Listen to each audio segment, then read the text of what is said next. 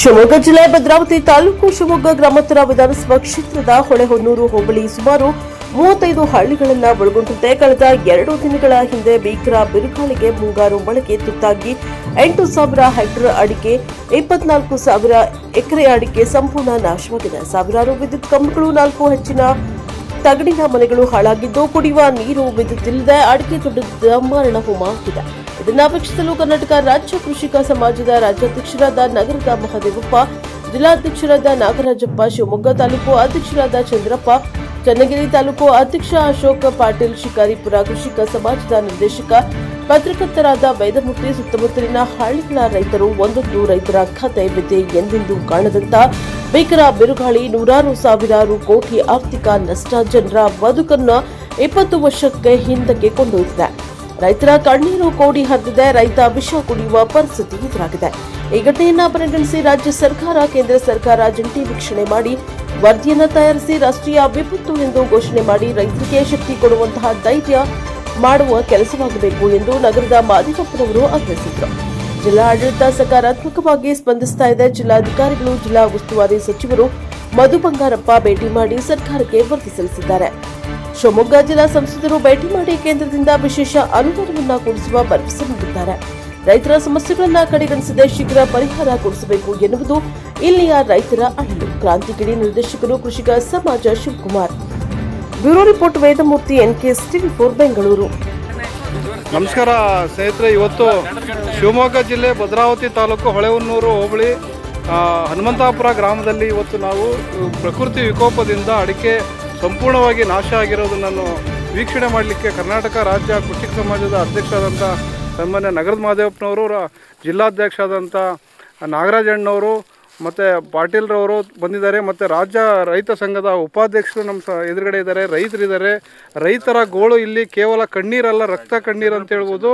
ಸಾಕಷ್ಟು ಒಂದು ನೋವಿನ ಕತೆ. 38 ಹಳ್ಳಿಗಳು ಇವತ್ತು ಕತ್ತಲೆಯಲ್ಲಿ ಕಳೀತಾ ಇರುವಂಥ ಜೀವನವನ್ನು ಸಂಪೂರ್ಣವಾಗಿ ನಾಶ ಆಗಿದೆ. ಅವ್ರ ಬದುಕನ್ನು ಕಟ್ಕೊಳ್ಳೋದು ಹೇಗೆ ಅನ್ನುವಂಥ ಒಂದು ಭರವಸೆಯೇ ಇಲ್ಲದೆ ಅವರು ಬದುಕ್ತಾ ಇದ್ದಾರೆ. ಅಷ್ಟು ನೋವಲ್ಲಿ ಇವತ್ತು ಕಣ್ಣೀರು ಹಾಕ್ತಾ ಇದ್ದಾರೆ. ನಮ್ಮ ಎದುರುಗಡೆ ರೈತರಾಗಿರ್ತಕ್ಕಂಥ ರೈತ ಸಂಘದ ಉಪಾಧ್ಯಕ್ಷರು ಮಾತಾಡ್ತಾ ಇದ್ದಾರೆ. ಸರ್ ನಮಸ್ಕಾರ. ಈಗ ಮೊನ್ನೆ 26ನೇ ತಾರೀಕು ಅದು ಎಡೆಹಳ್ಳಿ ಕಡೆಯಿಂದ ಏಕಾಏಕಿ ಗಾಳಿ ಬಂದು ಹನುಮಂತಾಪುರ, ಅಶೋಕ್ ನಗರ, ಮೈದೊಳ್ಳು, ಮಲಿಗೇನಹಳ್ಳಿ, ತಡಸ, ಗುಡುಮಗಟ್ಟೆ ಈ ಕಡೆ ಸುಮಾರು ಒಂದು 35-40 ಹಳ್ಳಿ ವಿಕೋಪಕ್ಕೆ, ಗಾಳಿ ಮಳೆಯಿಂದ ವಿಕೋಪಕ್ಕೆ ಚಂಡಮಾರುತ ಟೈಪು ಸಂಪೂರ್ಣ ನಾಶ ಆಗಿದೆ. ಇದನ್ನು ರಾಷ್ಟ್ರೀಯ ವಿಪತ್ತು ಅಂತ ಘೋಷಣೆ ಮಾಡಿ ರೈತರಿಗೆ ಪ್ಯಾಕೇಜ್ ಮುಖಾಂತರನ ಪರಿಹಾರ ಕೊಡಬೇಕು ಅಂತ ಸರ್ಕಾರಕ್ಕೆ ನಾನು ಒತ್ತಾಯ ಮಾಡ್ತೀನಿ. ಎಷ್ಟು ನಷ್ಟ ಆಗಿದೆ? ಸುಮಾರು ಒಂದು ನಮ್ಮ ಎದುರುಗಡೆ ರೈತರಿದ್ದಾರೆ. ಭದ್ರಾವತಿ ತಾಲೂಕು ಹೊಳೆಹೊನ್ನೂರು ಹೋಬಳಿಯ ಒಂದು ರೈತರು. ಸರ್ ನಮಸ್ಕಾರ, ನಿಮ್ಮ ಹೆಸರು? ಎಷ್ಟು ಎಕರೆ ಜಮೀನಿದೆ ನಿಮ್ದು? ಎಷ್ಟು? ಹಾಂ, 1 ಎಕರೆ. ಎಷ್ಟು ಗಿಡಗಳು ಹೋಗಿದೆ 1 ಎಕರೆಗೆ? 500 ಗಿಡ ಹಚ್ಚದ? 550 ಅಂದ್ರೆ 90% ಹೋಗ್ಯಾವ.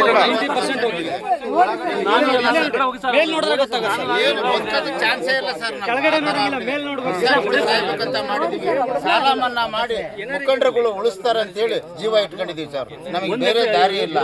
ನಾವು ಖಂಡಿತವಾಗೂ ಬದುಕಿರಕ್ಕೆ ಸಾಧ್ಯ ಇಲ್ಲ ಸರ್. ಸರ್ಕಾರ ಏನಾರು ಕೊಟ್ರೆ ಸಾಲ ಮನ್ನಾ ಮಾಡಿದ್ರೆ ಬದುಕ್ಬೋದು ಸರ್.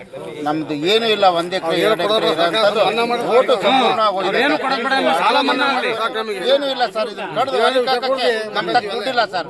ತೋಟದೊಳಗೆ ಹೋಗಂಗಿಲ್ಲ ಸರ್. ಹೆಜ್ಜೆ ಇಡಲ್ಲ ಸರ್. ತಡ್ಕೊಳಕ್ ಆಗ್ತಾ ಇಲ್ಲ ಸರ್. ಎಲ್ಲ ಸೊಸೈಟಿ ಬ್ಯಾಂಕ್ಗಳಲ್ಲೆಲ್ಲ ಸಾಲ ಮಾಡಿದ್ದೀರಿ.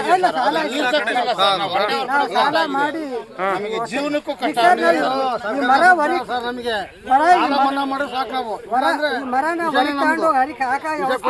ಕುಡಿಬೇಕಂತ ಇದ್ದೀವಿ ಸರ್. ಮುಖಂಡರೆಲ್ಲ ಬಂಧಿಸಿದ್ದಾರೆ.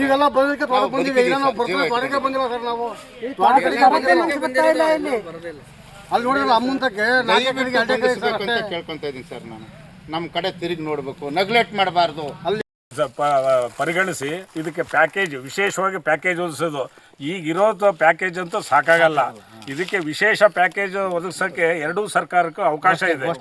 ಆ ಮೂಲಕನೇ ಇದು ಮಾಡಿ ನಮ್ಮ ಮುಖ್ಯಮಂತ್ರಿಗಳು ಗಮನಕ್ಕೆ ನಮ್ಮ ರಾಜ್ಯಾಧ್ಯಕ್ಷರು ತಂದಿದ್ದಾರೆ. ನಮ್ಮ ಜಿಲ್ಲಾ ಉಸ್ತುವಾರಿ ಮಂತ್ರಿಗಳು ಕೂಡ ಈಗಾಗಲೇ ಗಮನಕ್ಕೆ ತಂದಿದ್ದಾರೆ.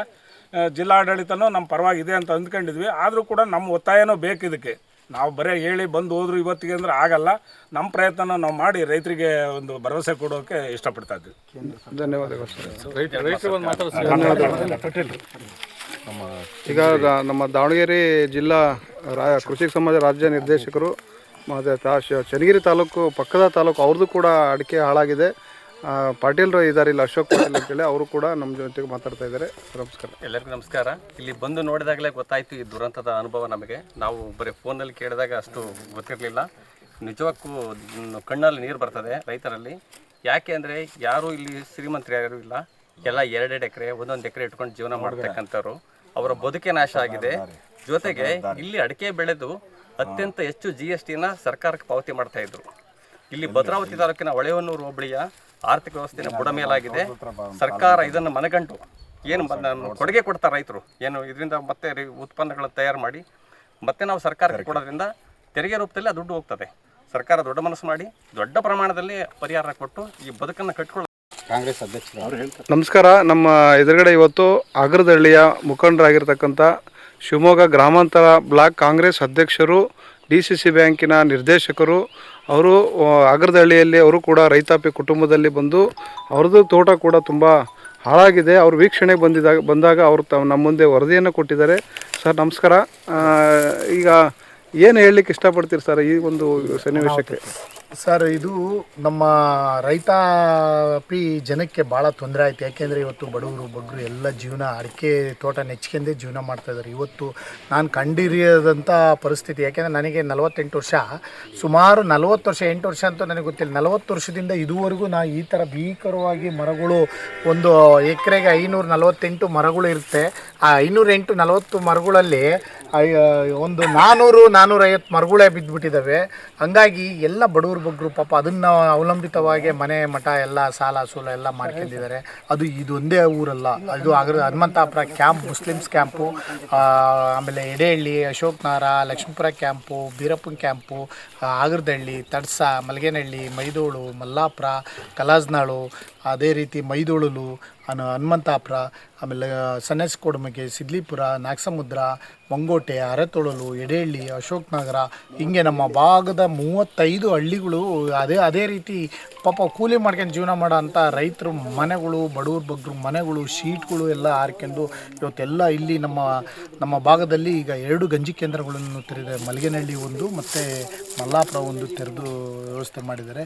ಇದನ್ನು ರಾಷ್ಟ್ರೀಯ ವಿಕೋಪ ಹಾನಿ ಅಂತ ತಂದು ವಿಶೇಷ ಪ್ಯಾಕೇಜ್ ಮಾಡಿ ನಮ್ಮ ರೈತಾಪಿ ಜನಗಳಿಗೆ ಸಾಲ ಮನ್ನಾ ಮಾಡೋ ಒಂದು ವ್ಯವಸ್ಥೆ ಮಾಡಬೇಕು. ಮತ್ತು ಒಂದು ಮರಕ್ಕೆ ಒಂದು 5,000 ರೂಪಾಯಿ, ಕನಿಷ್ಠ 5,000 ರೂಪಾಯಿನಾರೆ ಲೆಕ್ಕ ಹಾಕಿ ನಮ್ಮ ರಾಜ್ಯ ಸರ್ಕಾರ ಮತ್ತು ಕೇಂದ್ರ ಸರ್ಕಾರ ಕೊಡೋ ವ್ಯವಸ್ಥೆಯನ್ನು ಮಾಡಬೇಕು ಅಂತ ನಾನು ತಮ್ಮ ಕೇಂದ್ರ ಸರ್ಕಾರಕ್ಕೆ ಮತ್ತು ರಾಜ್ಯ ಸರ್ಕಾರಕ್ಕೆ ನಾವು ಮನವಿ ಮಾಡ್ಕೊತೀವಿ. ಯಾಕೆಂದರೆ ಮೊನ್ನೆ ನಮ್ಮ ಜಿಲ್ಲಾ ಮಿನಿಸ್ಟರ್ ಆದಂಥ ಮಧು ಬಂಗಾರಪ್ಪರು, ನಾವು ಮತ್ತು ಲೋಕಲ್ MLA ಆದಂಥ ಶಾರದಾಪುರ ನಾಯ್ಕು ಮತ್ತು ರಾಘವೇಂದ್ರ ಅವರು ಸಹ ಬಂದಿದ್ದರು.